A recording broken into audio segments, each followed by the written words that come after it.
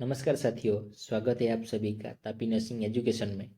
आज हम 2012 में हुए ESIC एग्ज़ाम में पूछे हुए MCQ को सोल्व करेंगे।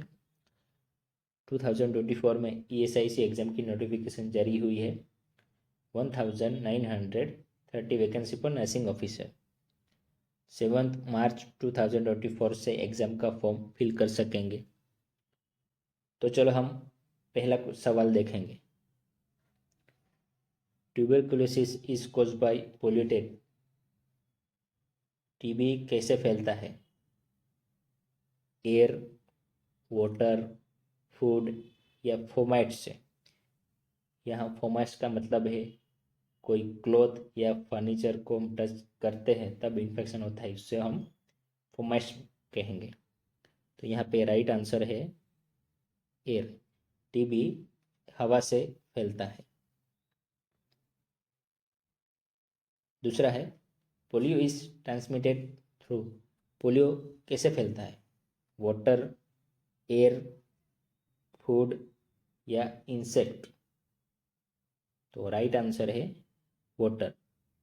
पानी से पोलियो का इन्फेक्शन होता है। A person with no sign of disease but may transmitted is called.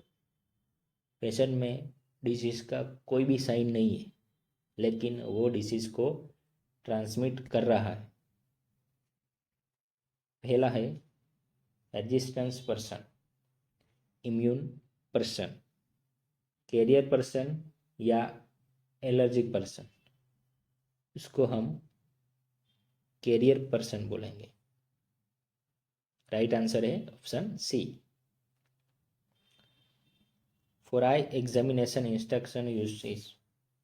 I examination के लिए कौन सा इंस्ट्रूमेंट यूज होता है? पहला है स्टेथोस्कोप, ओटोस्कोप, ऑप्थेल्मोस्कोप या percussion hammer. Stethoscope heart sound को असेस करने के लिए यूज होता है। ओटोस्कोप ईयर एग्जामिनेशन के लिए, ऑप्थेल्मोस्कोप आई एग्जामिनेशन के लिए और हैमर रिफ्लेक्सिस को चेक करने के लिए यूज होता है। यहाँ पे राइट आंसर है ophthalmoscope. Next, following is a continuous disease. कौन सा डिसीज कंटिन्यूस डिसीज है? मलेरिया, फिलरिया, ट्यूबरकुलोसिस या हुकवर्म इन्फेस्टर। यहाँ पे राइट आंसर है tuberculosis. Thyroid gland is present in. Thyroid gland कहाँ प्रेजेंट होता है? चेस्ट, एब्डोमेन, नेक या बैक। राइट आंसर है option C, neck. Who is regarded as father of medicine. Father of medicine किसे कहा जाता है? पैरासिलिसस, एरिस्टोटल, गैलन या हिपोक्रेटस। यहाँ पे राइट आंसर है ऑप्शन डी, हिपोक्रेटस। हिपोक्रेटस को फादर ऑफ मेडिसिन कहा जाता है। The instrument use to measure blood pressure. Blood pressure measure करने के लिए कौन सा इंस्ट्रूमेंट यूज होता है? स्टेथोस्कोप, स्फिग्नोमेनोमीटर, इलेक्ट्रोकार्डियोग्राफ या रोटामीटर। यहाँ पे राइट आंसर है sphygmomanometer, option B. Dehydration is cause in the human body due to. Dehydration किसको कहेंगे? Loss of vitamin, loss of water, loss of salt या लॉस ऑफ मिनरल्स। यहाँ पे right answer है loss of water, option B. All these are sterilized by chemical except. यहाँ पे कौन सी इंस्ट्रूमेंट को केमिकल में स्टेरिलाइजेशन द्वारा स्टेरिलाइज नहीं करते?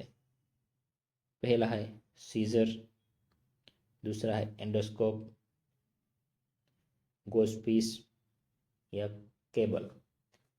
हम सीजर को ऑटोक्लेव नहीं करते, उसको हम केमिकल से स्टेरिलाइज करते हैं क्योंकि ऑटोक्लेव करते वक्त सीजर की जो शार्पनेस होती है वो ब्लंट हो जाता है।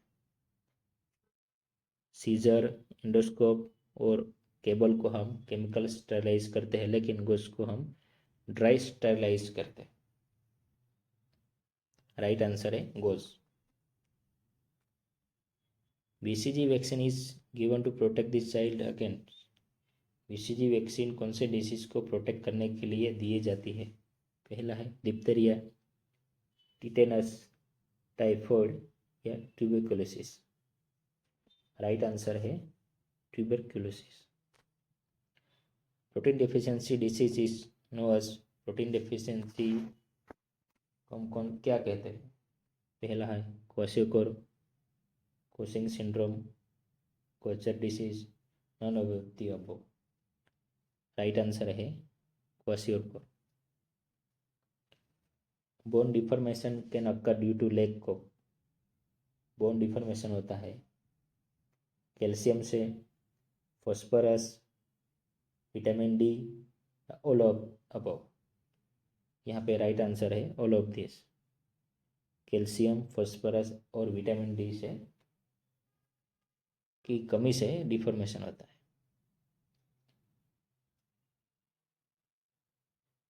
नेक्स्ट है drug can cure disease. Disease को क्योर करने के लिए, डायग्नोस के लिए या डिसीज को प्रिवेंट करने के लिए हम ड्रग देते हैं सभी के लिए। Cure disease, diagnose disease and prevent disease. यहाँ पे राइट आंसर है all of the above. Vitamin D deficiency result in. Vitamin deficiency किसकी वजह से होता है? रिकेट्स, पेरीबेरी, स्कर्वी या नाइट ब्लाइंडनेस। यहाँ पे राइट आंसर है rickets. Which is not cancer. इसमें से कौन सा कैंसर नहीं है? ल्यूकेमिया, ग्लूकोमा, कार्सिनोमा या सार्कोनोमा। यहाँ पे राइट आंसर है ऑप्शन बी, ग्लूकोमा। ग्लूकोमा ये आई डिसीज है, उसके अलावा सब कैंसर है। नेक्स्ट है vitamin essential for coagulation of blood is. Blood को जमने के लिए कौन सा विटामिन जरूरी है? Vitamin B, vitamin D, vitamin K और विटामिन ए। यहाँ पे राइट आंसर है vitamin K, option C. Who is invented thermometer. Thermometer की खोज किसने की थी? पहला है Galileo Galilei, Lord Kelvin, Celsius, Thomas J मैनी। यहाँ पे राइट आंसर है Galileo Galilei, option A. Which of the following vitamin is consider as good for I.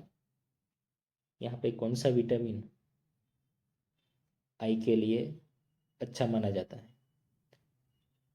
Vitamin के, विटामिन ए, विटामिन बी या विटामिन सी। यहाँ पे right answer है vitamin A. Which bone is the largest bone of the human body. कौन सा bone human body में सबसे बड़ा है? फ्यूमर, पैर की बड़ी हड्डी, ह्यूमरस, हाथों की हड्डी, टिबिया, नी की निचले वाली हड्डी, रेडियस हाथों की हड्डी। यहाँ पे राइट आंसर है फ्यूमर। इसको हम जांघ की हड्डी भी कहते हैं। ये सबसे बड़ी और मजबूत हड्डी है। In human body deoxygenated blood purify. हमारे बॉडी में डीऑक्सीनेटेड ब्लड कहाँ पे प्योरीफाई होता है? Option A lungs, option B heart, option C kidney, option D liver. Right answer है lungs. ELISA test is use to detect. ELISA का full form है enzyme linked immunosorbent assay. ELISA test किसके detect के लिए use होता है? Malaria infection, cholera infection, HIV infection या lung infection? Right answer है HIV infection, option C. Clinical thermometer indicates temperature in degree Fahrenheit form. Clinical thermometer में कितने कितने तक टेम्परेचर मेजरमेंट होता है? Option A 94 to 108, 96 to 108, 95 to 110। Option D 96 to 110। यहाँ पे राइट आंसर है option C 95 to 110। The normal breath rate human being, normal adult में रेस्पिरेशन कितना होता है? 12 to 15 पर minute, 15 to 18 per minute, 20 to 24 पर मिनट, 22 to 25 पर मिनट। यहाँ पे राइट आंसर है option B 15 to 18 per minute. Which part of the body is affected in thyroid, typhoid? Typhoid में कौन सा ऑर्गन इफेक्ट होता है? पहला है लंग्स, इंटेस्टाइन, लीवर या पेंक्रियास? यहाँ पे राइट आंसर है ऑप्शन बी इंटेस्टाइन। टाइफॉइड में इंटेस्टाइन अफेक्ट होता है। On average adult human has, हमारी बॉडी में टोटल कितने बोन्स होते हैं? 300, 206, 210, 305। यहाँ पे राइट आंसर है option B 206 bone. In adult the skeletal comprise adult 30 to 40% of the total body weight, 10 to 20 of the total body weight, 40 to 50 of the total body weight, 60 to 70% of total body weight। Right answer है option A 30 to 40% of the total body weight. Total body weight का 30 to 40% skeletal system है। Which of the following is most dangerous complication during induction of spinal anaesthesia? जब spinal anaesthesia देते हैं तब कौन सा complication dangerous है?